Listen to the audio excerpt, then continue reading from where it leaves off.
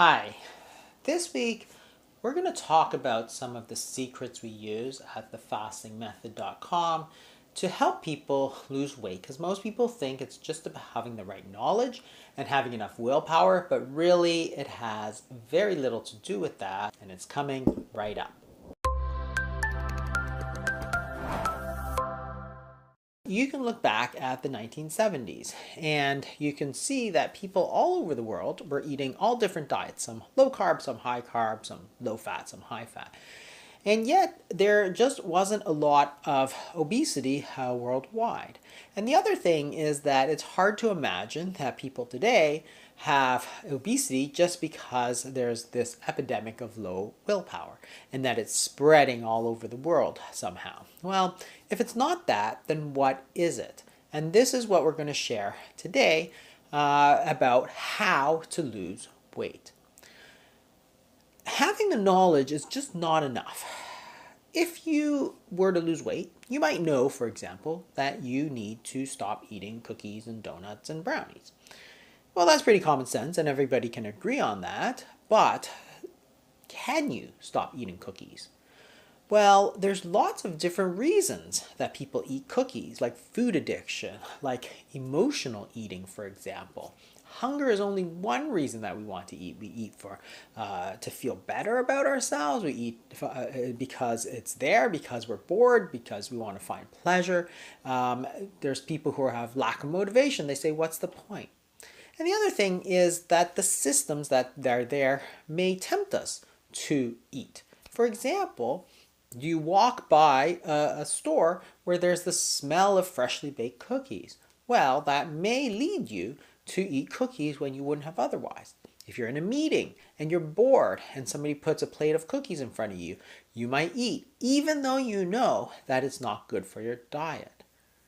So it's really more than just having that secret diet or having enough willpower. The way that we look at things in the fastingmethod.com is that there's really three levels of that we have to look at. The first is knowledge. And in knowledge, you have to know what the proper diet is. If you have the right information, well, then you can implement it. So are there limiting beliefs that are stopping you? For example, for fasting, maybe you believe that fasting is bad for you. Maybe you believe that it leads to disordered eating. Maybe you believe that it burns muscle. Maybe you believe that it causes starvation mode. Well, those are reasons that you will not do it, and that will limit you. Are there knowledge gaps? Do you not know about the diets that perhaps fasting can be beneficial for you? So that's knowledge, and really that's the sort of easiest thing to fix. You can find all kinds of information these days for free. Check out my YouTube videos, you can go to books, you can go to blogs, and for the most part, the diets we mostly agree on.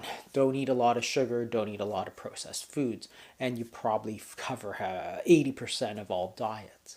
But that's the sort of lowest level. There are two other levels that you have to consider when you're trying to lose weight, and these are the much harder things.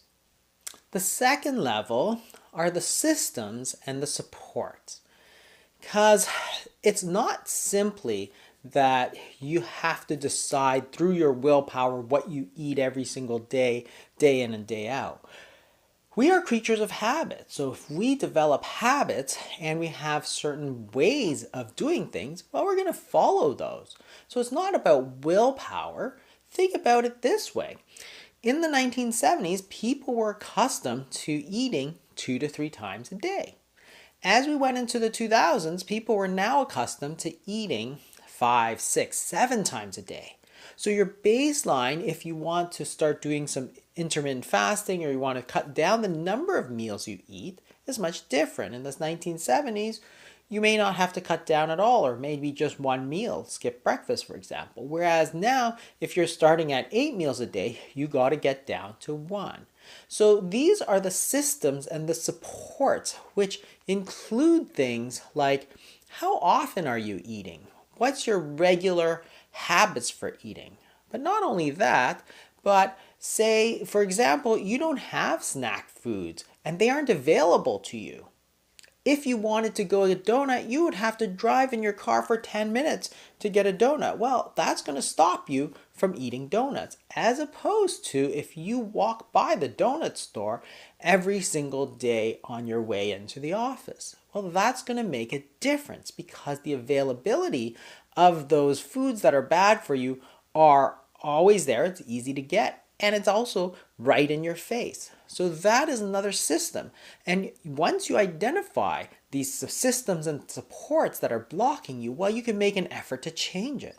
Hey, maybe you don't have to take that way in. Maybe you can take the stairs and avoid that donut shop so that you don't get it. Maybe the coffee shop is also selling cookies and donuts, and maybe you might put a coffee machine in your office so you can avoid those temptations. Well, these are automatic systems that are going to help you. And it's not about the willpower, it's simply thinking smarter and implementing those systems.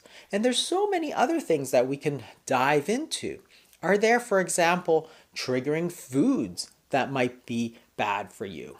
For example, if you drink diet soda and you're accustomed to drinking diet soda and it makes you want to snack on something, well, that diet soda, maybe it has 0 calories, maybe it doesn't have a big effect on your hormones, but it's a trigger for you. And therefore, by avoiding that trigger, you can avoid what comes after. Are there triggering environments? Maybe you're used to eating in the movie theater. Maybe you're used to eating in the car. Maybe you're used to eating when you get in the couch. Well, we can swap those habits. Another system that you have to think about, are there enablers or are there people who might sabotage you? For example, we see it all the time where one person wants to lose weight and follow a specific diet and the other person does not, their partner. So they bake cookies all day long. Well, that's not going to make it easy for you. Or if somebody is really against a certain diet and keeps eating those foods, sugary foods, despite the other person not. And that's where it's important to figure out what those issues are so you can come to some agreement. Are there healthy habits that you can develop? For example, maybe you can go for a walk after every meal. Well, that's going to be good. It's going to stop you from eating as much because you're going out for a walk, and it's a nice healthy habit. Can you swap habits? Instead of having something in front of the TV, could you have a glass of tea, for example, green tea? And there's so many others. Perhaps the issue is food addiction. That's a real issue. Some people simply cannot control themselves once they have that. And if you identify the system, then you can start to develop something that you can do about it. Maybe they have to journal, maybe they have to think about it, meditate a little bit, or something like that. It's not about knowing, hey, maybe I should count my macros. If your issue is food addiction or unhealthy habits or having enablers or saboteurs, knowing just isn't enough. You gotta have those systems in place. There's accountability. Is somebody gonna be looking over your shoulder and making sure you do it? That's what mom used to do.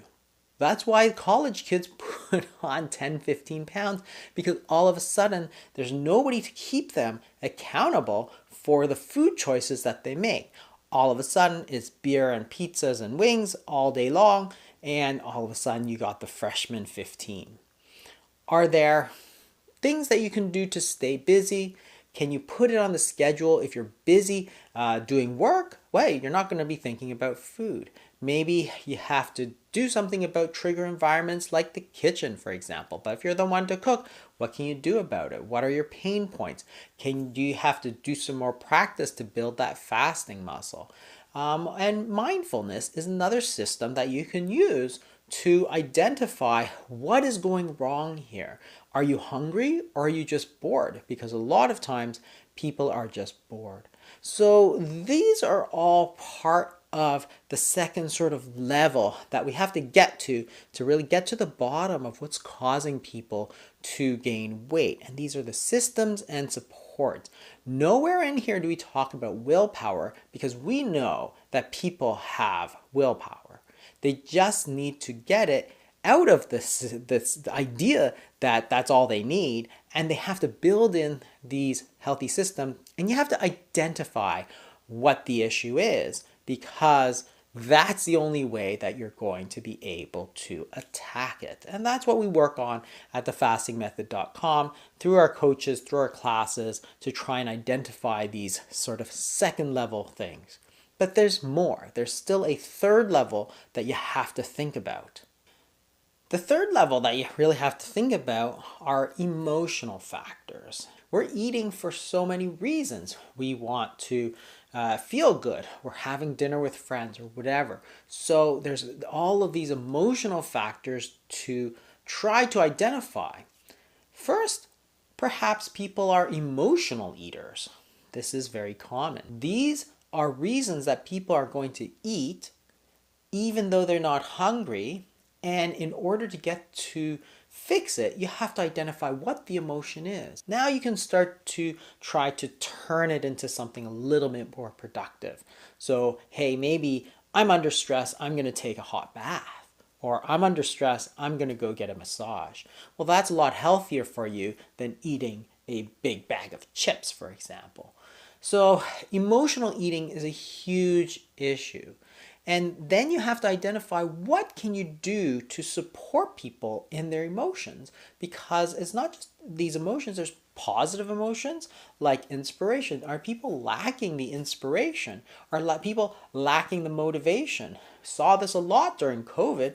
People were eating and eating and eating. Why? Because everything that they used to do for fun was taken away from them. Couldn't go out with family, couldn't go out with friends, everything was closed, couldn't go outside, stay in your house, stay in your house. Well, the only thing that you're allowed to do for pleasure was eat. So people ate and ate and ate. And we know that a lot of people gain weight. I don't blame them, because I know that that's not their fault. It's not a lack of willpower. It was those emotional factors that got them through. So what we have to do is say, look, if that's the issue and people are eating for pleasure because they have nothing else, let's fill it with other things to do. And as we're coming out of this pandemic, there's lots of other things we can do. And we can say, oh, let's just do some, get together, we'll hang out, we'll go for walks, we'll go for hikes, or whatever it is that you have. Is it a negative emotion? Are you fearing diseases? Are you fearing consequences? Do you have some other fear that's hindering you from eating a healthy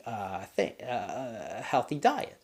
So identifying these emotions then allows you to say, well, let's see what we can do. Let's build these community supports, because if you have the support of the whole community, guess what? Everything's a lot easier. So is it small groups like friends? Maybe we can develop small groups like we do at thefastingmethod.com.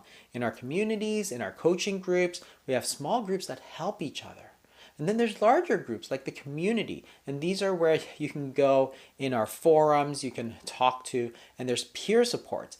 You're not getting help from somebody who's an authority figure like myself or a coach. You're also getting support from everyone around you who's doing the same thing as you and knows what it feels like to be in that situation. It's very powerful. In school, we call it peer pressure because there's so much pressure to conform to the peer group. In adults, we generally call it peer support because generally we're more supportive. And if people are pressuring us to do things we don't want to, we can remove ourselves from that situation. So that peer support, that small group support, that large group support is crucial. In fact, that's probably the most important thing that we do, is provide this support, because people have the knowledge already. People have the willpower already. The other emotional factors that we really have to look at is stress. A lot of people are undergoing a lot of stress. And if stress is the issue, you got to deal with it in a separate way. There's all kinds of ways that you deal with stress that have nothing to do with the diet. There are things you can do to relax, things like exercise, things like meditation, things like yoga, things like massage, therapeutic touch. There's a lot of things. Forest bathing, going out into nature has been shown to be very, very soothing for people. And that's something that you might take into account, because if stress is the issue, then fixing your diet is not necessarily going to help. Sleep is another issue. A lot of people just don't get enough sleep. And when they don't get enough sleep, maybe they get the munchies, or maybe they get this, maybe they get that. And then they think they have no willpower. But the problem was that they weren't getting enough sleep. So the other things that we often talk about is self-sabotage. Are people setting themselves up for failure by not considering these other higher levels? Not just the knowledge, but the systems, the supports, and the emotions. What are your coping strategies? What about mindfulness again? Because that also plays into those emotional factors. So look at all these issues that we talk about that are so important for weight loss. I mean, we talk about these systems, triggers, and environments, and all these other things. We talk about emotions, we talk about stress, we talk about sleep, we talk about positive emotions, we talk about community supports. Well, that's what's important, not whether or not you should hit your macro or whether or not you know that cookies are bad for you. That's only the first level. These other second level, the system supports, and the third level, those emotions, those are things that we can help you find at thefastingmethod.com. In our groups, we talk about it in our groups because ultimately we're going to get support from each other and we can help each other through this. There's lots of places you can also look for that within your own community. But remember, weight loss and really any type of behavior change goes far beyond just knowing the right diet or thinking that all you need is willpower. Thanks for watching, everybody. If you're interested in this, please check out thefastingmethod.com for coaching, for community supports. We have great programs built to help people. You can also check out my other videos on YouTube, and particularly this one where I talk about weight loss and some of those other important issues from a dietary standpoint and why calorie counting is simply not enough. I'll see you next week, everybody.